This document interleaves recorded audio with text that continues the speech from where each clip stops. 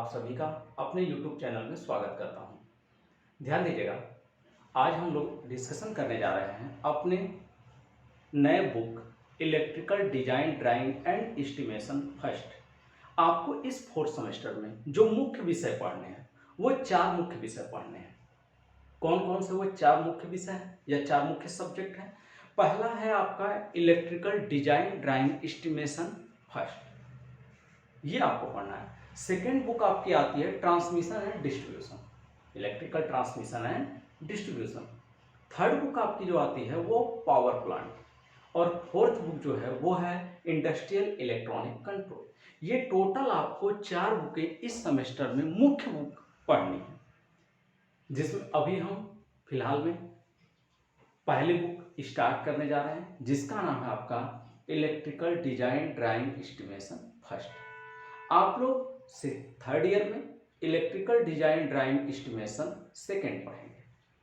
सबसे पहले आप लोग एक कॉपी ले लीजिएगा, उस कॉपी के फर्स्ट पेज पर अपने बुक का नाम डाल लीजिएगा, electrical design drawing and estimation first. मैं ये मान के चलता हूं कि जितने भी बच्चे हैं अपने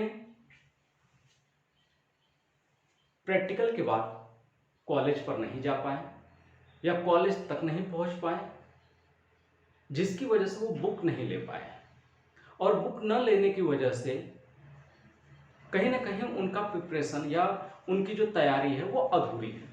लेकिन हमारे यहाँ से आपको ये सारी चीज़ें प्रोवाइड कराई जाएगी। जैसे जो भी चैप्टर स्टार्ट होता है उससे पहले उस चैप्टर का PDF आपको मिलेगा, डेली बाय डेली क्लासेस मिलेंगे। उसके बाद जो भी आपके सिलेबस में है वो सिलेबस बाय सिलेबस आपको पढ़ाया जाएगा, और इसके साथ ही साथ जो की पॉइंट है, जो आपके की पॉइंट हैं, यानी जो कॉम्पिटिटिव एग्जामों में पूछे जाते हैं, वो की पॉइंट भी आपको नोट कराए जाएंगे, जिससे आपको थर्ड ईयर के बाद, जब यहाँ से थर्ड ईयर के बाद आप निकलें तो आपको ऐसा लगे कि नहीं, हमने बहुत कुछ पढ़ करके यहाँ से बाहर निकल रहे हैं। और इससे आपको जब तैयारी करने जाएंगे तो वहाँ पर आपको कम मेहनत करनी पड़ेगी, यानी कम समय देना पड़ेगा। वहाँ पर सिर्फ कॉम्पिटिटिव बुकों को पढ़ेंगे। लेकिन बहुत से बच्चे ऐसे होते हैं जो सरल का सहारा लेते हैं या किसी ऐसे क्वेश्चन बैंक का सहारा लेते हैं, तो वो सिर्फ पास हो सकते हैं, आगे की उनकी तैयारी जीरो रहती है। या वो किसी कंपनी में जॉब करने जाते हैं तो वहाँ पर भी उनके लिए प्रिपरेशन या उनके लिए जो माइंडली प्रिपेयर्ड है वो बहुत ही कम रहते हैं।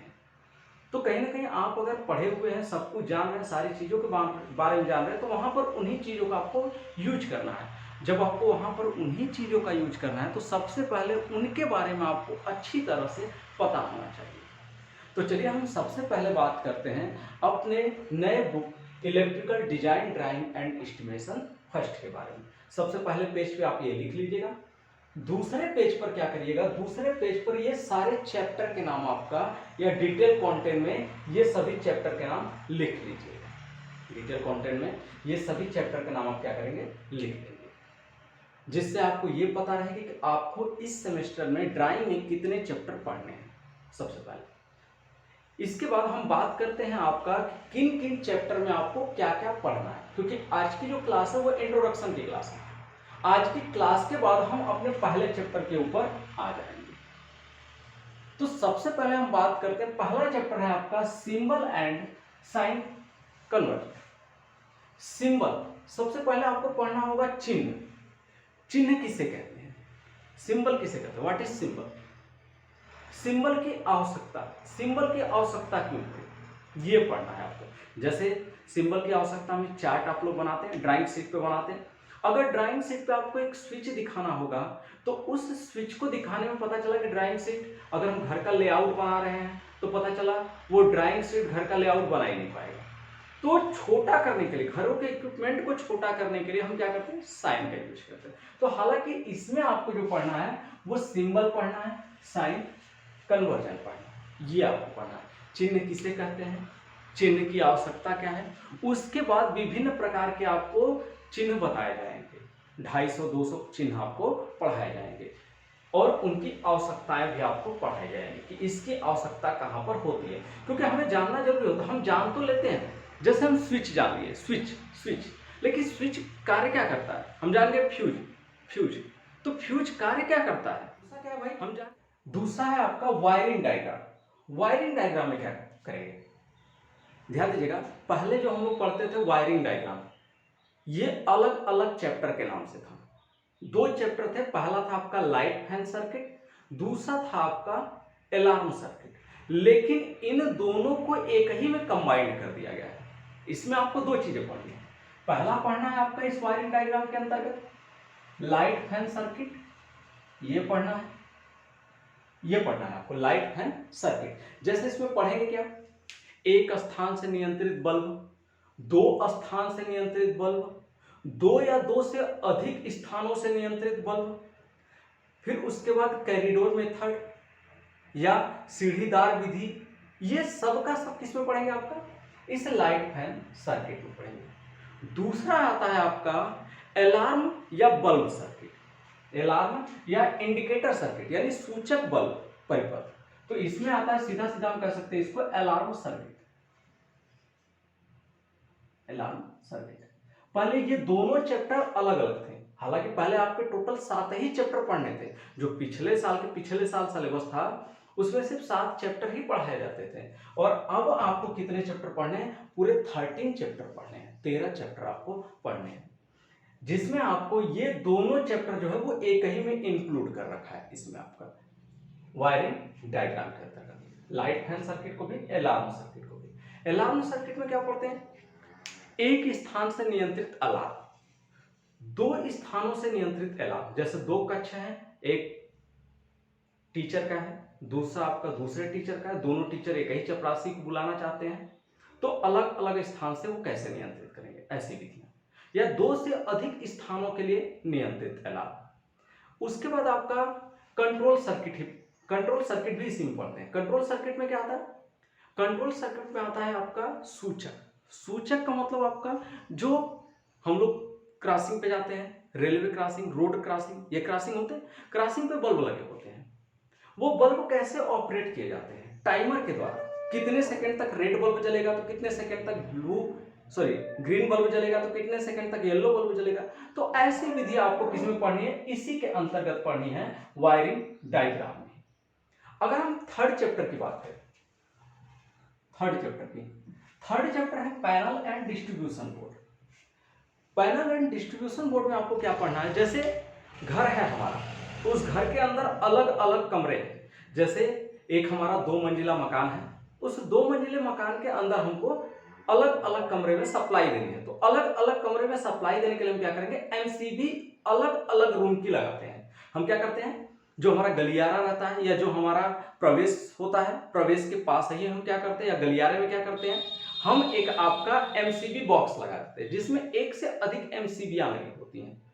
उन एमसीबीओ से क्या करते हैं, हम अलग अलग रूम को कंट्रोल कर सकते हैं। उस रूम की सारी लाइट हम वहीं से कट कर सकते हैं, तो उसको पैनल बोला जाता है, जिसपे उसको स्थापित किया जाता है। उसी तरह से डिस्ट्रीब्यूशन बोर्ड होता है, नाम से ही लग रहा है डिस्ट्रीब्यूशन। डिस्ट्रीब्यूशन का मतलब वितरित करना। किसको वितरित करेंगे, तो सप्लाई को वितरित करेंगे। सप्लाई को एक से अधिक भागों में क्या करेंगे, डिस्ट्रीब्यूट करेंगे। तो ऐसे बोर्ड के बारे में हम क्या करेंगे, कहां पढ़ेंगे, पैनल और डिस्ट्रीब्यूशन बोर्ड के बारे में पढ़ेंगे। ये बहुत ही छोटा चैप्टर, जिसमें आपका 2 से 3 टॉपिक हैं, ज्यादा टॉपिक नहीं है। अगला चैप्टर जो है वो orthographic projection of simple electrical part. इसमें क्या स्टडी करना है, इसमें आपको स्टडी करना है फ्यूज के बारे में, फ्यूज कैसे, और फ्यूज का टॉप व्यू, फ्यूज का फ्रंट व्यू, फ्यूज का साइड व्यू, ये सब आपको स्टडी करना है। उसी तरह से इलेक्ट्रिक मोटर का करना है, उसी तरह से ब्रूस का करना है, उसी तरह से आपका इंसुलेटर का करना है। ये सारे जो आपके इक्विपमेंट हैं उन सब का सब किसमें स्टडी करना है, इस ऑर्थोग्राफिक प्रोजेक्शन के अंतर्गत हम क्या करेंगे, अध्ययन करेंगे। इस ऑर्थोग्राफिक प्रोजेक्शन में और क्या है, और है आपका चोक की डिजाइन, उसके बाद ट्रांसफार्मर की डिजाइन, मोटर की डिजाइन, ये हम डिजाइन भी इसमें पढ़ेंगे। डिजाइन का मतलब हम निकालते हैं कि ट्रांसफार्मर अगर हमें डिजाइन करना है तो इसमें आपका कितने मात्रा का कोर लगेगा और कितने मात्रा का कंडक्टर लगेगा, वो हम क्या करेंगे, पूरा पूरा एस्टिमेटिंग करेंगे, उसको क्या करेंगे, कैलकुलेशन करेंगे। तो काफी बड़ा चैप्टर हो जाता है। ये चैप्टर जो होता है वो सबसे बड़ा चैप्टर होता है। Orthographic projection of simple electrical part. इसके बाद क्या पढ़ना है? इसके बाद पढ़ना है आपको wiring diagram and block diagram. तो ध्यान दीजिएगा, जो आप लोग लाइट फैन सर्किट या अलार्म सर्किट पढ़ते हैं, इस लाइट फैन सर्किट या अलार्म सर्किट में 3 तरह के फिगर बनाए जाते हैं। पहला बनाया जाता है प्लान डायग्राम या योजना चित्र बनाते हैं, दूसरा बनाते हैं मल्टी लाइन डायग्राम, और तीसरा बनाते हैं सिंगल लाइन डायग्राम। ये 3 प्रकार के डायग्राम बनाते हैं। या फिर जो हम लोग पूरे घर की वायरिंग जो होता है, उस पूरे घर की वायरिंग को हम एक आपका ड्राइंग शीट पर स्थापित करते हैं। तो जब ड्राइंग शीट पे स्थापित करते हैं तो ऐसी कंडीशन में वायरिंग डायग्राम जो हम उसके ऊपर स्थापित कर रहे हैं, उसके लिए जो आपका डायग्राम बनाया जाता है, तो उस वायरिंग के लिए जो डायग्राम बनता है आपका, उसके बारे में जो हम अध्ययन करेंगे वो कहाँ अध्ययन करेंगे कि डायग्राम कितने प्रकार के होते हैं, कौन सा डायग्राम कहाँ यूज किया जाता है। जैसे हमने आपको बताया कि plan diagram, single line diagram, multi line diagram, बताया ना, लेआउट डायग्राम। तो ये सारे डायग्राम होते हैं। इन सारे डायग्राम के बारे में आपको क्या करना है? स्टडी करना है। वो किसके अंतर्गत हम स्टडी करेंगे? Wiring diagram and block diagram के अंतर्गत। नेक्स्ट चैप्टर जो है आपका introduction of estimating and casting. Introduction of estimating and casting, तो इसमें कह रहा है इंट्रोडक्शन ऑफ एस्टिमेटिंग कास्टिंग में आपको क्या करना है? एस्टिमेटिंग कास्टिंग का परिचय, कि एस्टिमेटिंग क्या है, एस्टिमेटिंग एंड कॉस्टिंग क्या है, एस्टिमेटिंग की आवश्यकता क्यों है, इसके बारे में पढ़ेंगे। और इसके साथ ही साथ एस्टिमेटिंग में आपका जो निविदा, टेंडर, कोटेशन और आमंत्रण पद या मूल्य पत्र, मांग पत्र, लेबर चार्ज, ये सबका सब जो होगा वो हम किस में डिस्कशन करेंगे? इसके अंतर्गत डिस्कशन करेंगे। Introduction of estimating and casting, कि जैसे सुपरविजन चार्ज क्या होता है, ओवरहेड चार्ज क्या होता है, उसके बाद लेबर चार्ज कितना रखना चाहिए, ये सबका सब जो है, जैसे हम लोग पूरा एस्टिमेटिंग करते हैं ना, तो एस्टिमेटिंग करते समय हम क्या है कि पूरे पहले वायरिंग का ले लेते हैं कि कितना हमारे घर में मटेरियल लगेगा, तो वो पूरा मटेरियल का हम क्या करते हैं? कॉस्ट निकाल लेते हैं। पहले मटेरियल का हम पूरा एक साड़ी बना करके लिख लेते हैं, उसको हम एस्टिमेटिंग बोलते हैं। जितना मटेरियल उस साड़ी में लिखा होगा, जितना हमको चाहिए वो लिखा होगा, कितनी कितनी मात्रा किसकी चाहिए, उसके बाद उसके मूल्य लिखे होंगे दर के हिसाब से, और उसके बाद टोटल मूल्य लिखा गया होगा, तो वो कास्टिंग हो गई आपकी। तो वो एस्टिमेटिंग एंड कास्टिंग हो गई। उसके बाद इसी में एस्टिमेटिंग एंड कास्टिंग में ही आपका, अगर हम घर में वायरिंग करा रहे हैं तो लेबर कितना हमसे लेगा मजदूरी, अब डेली बेसिस पे हो चाहे हम ठेका के बेसिस पर दे दें, किसी भी तरह से दे दें, तो वो कितना चार्ज आएगा वो लेता है। फिर किसके देख रेख में रहेगा? कोई ना कोई ऐसा टेक्नीशियन बंदा होगा, या कोई ना कोई ऐसा प्रैक्टिकल इंसान जो एक्सपीरियंस वाला हो, वो देखेगा, जिसको हम लोग कहते हैं आपका सुपरवाइजर। वो उसके अंडर में वहां का देख रेख होगा। तो उस वक्त जो देख रेख कर रहा है उसका भी तो कुछ चार्ज होगा, बिल्कुल होगा। तो उसके लिए जो चार्ज निकाला जाता है। फिर ओवरहेड चार्ज, मान लीजिए अगर काम कराते वक्त कोई आकस्मिक व्यय आ गया, तो उस आकस्मिक व्यय को भी, तो इस तरह से जितने भी आपका एस्टिमेटिंग एंड कास्टिंग में खर्च आते हैं वो सबके सब किस में पढ़ेंगे आप? Introduction of estimating and costing में पढ़ेंगे, इसके अंतर्गत पढ़ेंगे introduction of estimating and costing. उसके बाद है टाइप ऑफ वायरिंग। वायरिंग कितने प्रकार की होती है? तो वायरिंग आपका, जैसे आप लोग सिंपल वायरिंग जानते होंगे, क्लिट वायरिंग। आजकल एक बड़ा फेमस वायरिंग है पीवीसी वायरिंग। उसके बाद और भी वायरिंग है, जैसे लेद शीथेड वायरिंग या हार्ड रबर शीथेड वायरिंग। तो ये बहुत सारी वायरिंग है, केसिंग केपिंग वायरिंग। तो इन सभी वायरिंग के बारे में हम कहाँ स्टडी करेंगे? वह हम स्टडी करेंगे आपका टाइप ऑफ वायरिंग के अंतर्गत, कि वायरिंग कितने प्रकार के होते हैं और उसके अंदर उन प्रकारों के बारे में हम पढ़ेंगे, स्टडी करेंगे। तो ये हो गया टाइप ऑफ वायरिंग। अगला क्या है आपका भाई? अगला है आपका estimating and costing. Estimating and costing में क्या पढ़ते हैं?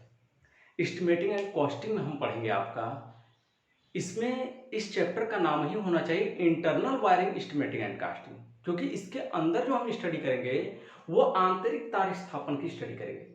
यानी जो घर की वायरिंग होती है, उस घर की वायरिंग को करने में कितना खर्च आएगा, कितना उसमें सामग्री लगेगी, ये सबका सब किस में पढ़ना है आपको?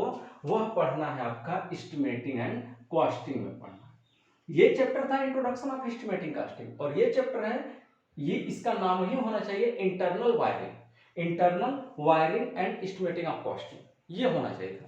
क्योंकि इसके अंतर्गत जो आपको पढ़ाया जाएगा वो घरों के अंदर जो तार स्थापन होते हैं उनके बारे में पढ़ाया जाएगा। उस तार स्थापन को कैसे ले जाया जाता है, कितनी ऊंचाई पर क्या लगाया जाता है, उसमें इंडियन इलेक्ट्रिसिटी रूल जो है वो इंडियन इलेक्ट्रिसिटी रूल को पढ़ाया जाएगा आपको, और तब जाकर के आपका ये पूरा पूरा चैप्टर कंप्लीट होगा। तो ये चैप्टर बहुत ही महत्वपूर्ण है, क्योंकि इससे सबसे ज्यादा क्वेश्चन आपके आते हैं, यानी सबसे ज्यादा नंबर के मार्क के क्वेश्चन आते हैं। तो ये आपका चैप्टर आपके लिए इंपॉर्टेंट होगा, एक ये चैप्टर, एक आपका ये चैप्टर।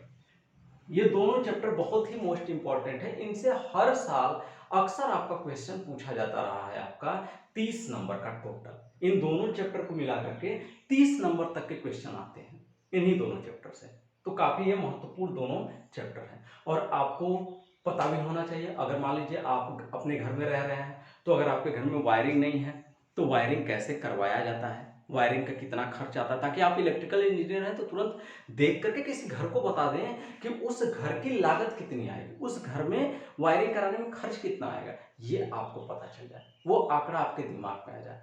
तो उसके लिए क्या करना पड़ेगा, आपको प्रैक्टिस करनी पड़ेगी। जो सवाल बताते जाएंगे उन सवालों को बार बार आप क्या करेंगे, लगाएंगे, उन पर प्रैक्टिस करेंगे, और बहुत ही अच्छे से आपका इसकी कैलकुलेशन को करना सीख जाएंगे।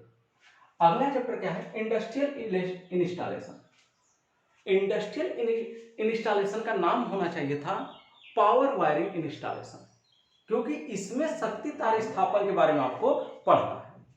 इसमें जो स्टडी करना है वह शक्ति तार स्थापन के बारे में स्टडी करना है, कि ट्यूबवेल की वायरिंग, या जो मोटर है उस मोटर की वायरिंग, या ट्रांसफार्मर की वायरिंग, इसके बारे में हम क्या करेंगे, स्टडी करेंगे। किसके अंतर्गत भाई, आपका इंडस्ट्रियल इंस्टॉलेशन के अंतर्गत, या पावर वायरिंग इंस्टॉलेशन के अंतर्गत। इसका नाम होना चाहिए था पावर वायरिंग एस्टिमेशन, लेकिन क्या नाम है इसका, इसका नाम है इंडस्ट्रियल इंस्टॉलेशन। यानी जो ट्यूबवेल हो गया, या जो आपका मिल हो गई, मिल में जब जैसे बहुत सारे मोटर लगे होते हैं, आटा चक्की के लिए, अलग अलग चीज़ों के लिए मोटर लगी होती हैं, उसी तरह से आपका क्या कहते हैं, ट्रांसफार्मर। तो ये जो सारे के सारे हैं आपके पावर के सिस्टम, उन सिस्टम को स्थापित करने में कितना खर्च आता है, स्थापित कैसे किया जाता है, उनकी विधियां क्या है, उनके बारे में हम जो डिस्कशन करेंगे वो करेंगे आपका इंडस्ट्रियल इंस्टॉलेशन के अंतर्गत। अगला क्या है भाई, अगला है आपका एस्टिमेशन ऑफ सर्विस कनेक्शन, इसके बारे में हम अध्ययन करेंगे। Estimation of service connection, service connection क्या होता है, तो हालांकि ट्रांसमिशन एंड डिस्ट्रीब्यूशन के चैप्टर में आप पढ़ेंगे फीडर, डिस्ट्रीब्यूटर एंड सर्विसमैन। तो आपको सर्विस मेंस में बताया जाएगा कि सर्विस मेंस क्या होता है, सर्विस मेंस में कैसे काम होता है। तो सर्विसमैन जो होता है, जैसे आपका जो सप्लाई जाती है एक स्थान से दूसरे स्थान के लिए, जैसे हमारे घरों के आसपास जो सप्लाई गुजर रही है, जो पोल के ऊपर जा रही है, उस पोल से हम क्या करते हैं, वायर अपने घर में लेकर के आते हैं। जो हमारा पोल जा रहा है, घर के पास से जो पोल गुजर रहा है, उस पोल से सप्लाई लेकर के हम कहाँ आते हैं, अपने घर के मीटर बोर्ड तक लेकर के आते हैं। तो जो आपका पोल के ऊपर की सप्लाई है और आपके घर के जो मीटर बोर्ड है, इन दोनों के बीच में जो कनेक्शन होता है उसी को क्या बोला जाता है, सर्विस कनेक्शन। तो आप इसके बारे में पढ़ेंगे कि ये सर्विस कनेक्शन कैसे किया जाता है, क्योंकि किसी का घर आपका 100 मीटर पर होगा, किसी का घर 200 मीटर पर होगा, तो सबकी कास्टिंग अलग अलग होगी, सबका कास्ट अलग अलग निकल करके आएगा। तो वो किसके अंतर्गत पढ़ना है आपको, एस्टिमेशन ऑफ सर्विस कनेक्शन के अंतर्गत पढ़ना है।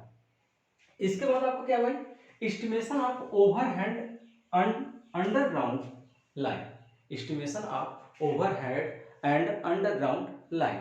इसमें क्या पढ़ेंगे भाई आप, तो इसमें आप स्टडी करेंगे कि जो हमारा ओवरहेड लाइन है या जो हमारा अंडरग्राउंड लाइन है, क्योंकि आप ट्रांसमिशन डिस्ट्रीब्यूशन जब आपको पढ़ाएंगे तो इसमें आपको दो प्रकार की लाइन मिलेगी, एक टीएल मिलेगा, दूसरा डीएल मिलेगा, यानी ट्रांसमिशन लाइन, और दूसरा डिस्ट्रीब्यूशन लाइन। एक मिलेगा टीएल और दूसरा मिलेगा डीएल, डिस्ट्रीब्यूशन लाइन। ये दो प्रकार की लाइन मिलेगी। टीएल किसे कहते हैं, जिसकी वोल्टेज 33 केवी के एबव होती है, एबव ऑफ 33 केवी, यानी 33 केवी के ऊपर जो भी सप्लाई होती है उस सप्लाई को हम कहते हैं ट्रांसमिशन लाइन। और दूसरा होता है डिस्ट्रीब्यूशन लाइन, अंडर ऑफ 33 केवी, 33 केवी के नीचे की जो सप्लाई होती है, 33 केवी के नीचे की सप्लाई हम डिस्ट्रीब्यूशन लाइन कहते हैं। और इसी सप्लाई के बारे में क्या करना है आपको, अध्ययन करना है, क्योंकि कह रहा है estimation of overhead and underground, यानी ओवरहेड और अंडरग्राउंड जो लाइन जाएगी वह लाइन आपका डिस्ट्रीब्यूशन लाइन के लिए पढ़ना है, ट्रांसमिशन लाइन के लिए आपको नहीं पढ़ना है, क्योंकि ट्रांसमिशन लाइन आपको पढ़ाया ही नहीं जाता है, वो बीटेक में चला जाता है ट्रांसमिशन लाइन का सिलेबस। आपको यहाँ पे सिर्फ क्या है, डिस्ट्रीब्यूशन लाइन का ही सिलेबस पढ़ना है। तो डिस्ट्रीब्यूशन लाइन में ओवरहेड यानी ऊपर से ले जा सकते हैं या जमीन के अंदर खुदाई करके ले जा सकते हैं। तो अब इसमें रूल भी पढ़ाए जाते हैं आपको कि अगर कोई कंडक्टर जा रहा है तो वो जमीन से कितनी ऊंचाई पर होना चाहिए, अगर उसकी सप्लाई वोल्टेज 415 है तो कितने पर होना चाहिए, 11 केवी है तो कितने पर होना चाहिए, 33 केवी है तो कितने पर होना चाहिए, या 33 केवी के ऊपर है तो कितने पर होना चाहिए। तो ये सबका सब क्या है, आपका रूल जो है वो रूल क्या किया जाता है आपको, वो इसके अंदर पढ़ाए जाते हैं।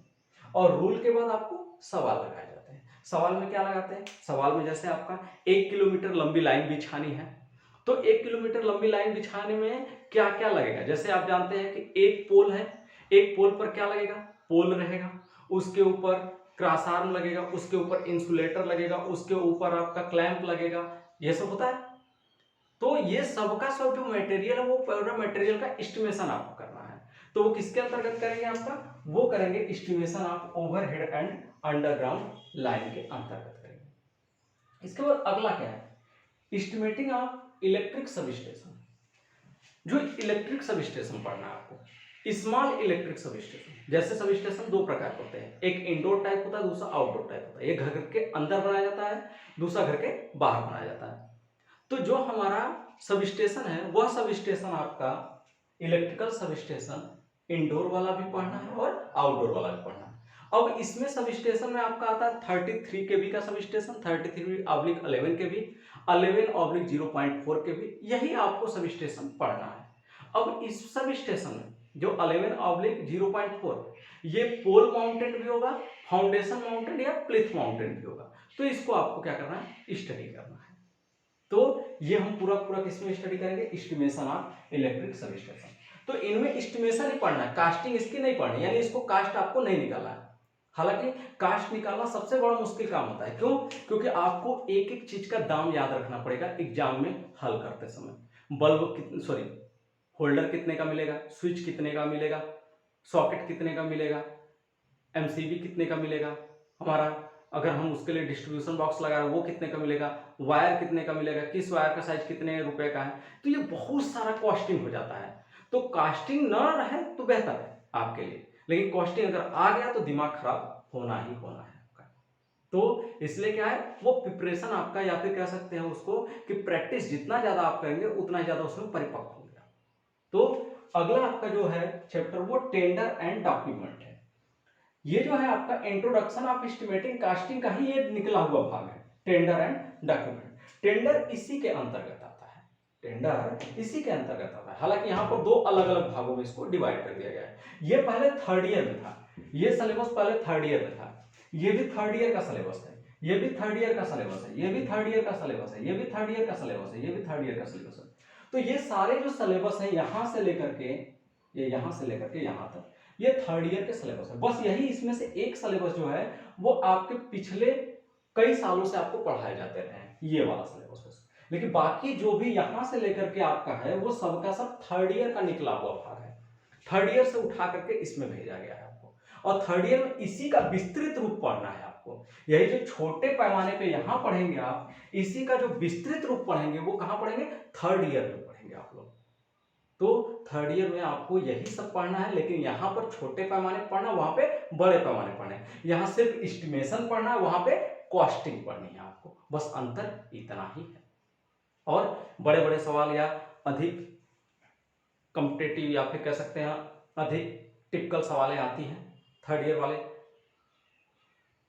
कोर्स में। और यहाँ पर आपको जो भी सवालें आएंगे वो सिंपल टाइप के आएंगे। और बहुत ही, अगर आप थोड़ा बहुत भी ध्यान दे रहे हैं, लगातार आप वीडियो देख रहे हैं, लगातार आपका क्लास रेगुलर ले रहे हैं, तो हमें नहीं लगता कि आपको कहीं भी कोई भी प्रॉब्लम आने वाली है। तो अब टेंडर एंड डॉक्यूमेंट में क्या पढ़ेंगे, टेंडर एंड डॉक्यूमेंट पढ़ेंगे कि टेंडर कैसे निकलता है, टेंडर को कैसे भरा जाता है, टेंडर कितने प्रकार के होते हैं, और टेंडर के वो भरते समय किन किन बातों का ध्यान रखा जाता है। तो ये सब का सब किसके अंतर्गत आएगा भाई, टेंडर डॉक्यूमेंट के अंतर्गत आएगा। टेंडर डॉक्यूमेंट में जो पढ़ेंगे आप कितने प्रकार के टेंडर होते हैं, उसी में उसके डॉक्यूमेंट को भी आपको स्टडी करना होगा। तो ये पूरा पूरा चैप्टर आपको क्या करना है भाई, वो पूरे 13 चैप्टर आपको electrical design drawing and estimation first में आपको स्टडी करना है। तो ये आप दूसरे पेज पे ये पूरा कंटेंट लिख लीजिएगा। तीसरे पेज पे क्या करेंगे, जो आपका थर्ड पेज है, थर्ड पेज पे क्या करिएगा, ये चैप्टर का नाम डाल लीजिएगा, ताकि कल से जो चैप्टर स्टार्ट हो वो आप सभी लोग पढ़ सकें। तो आज के लिए इतना ही, मिलेंगे नेक्स्ट डे नेक्स्ट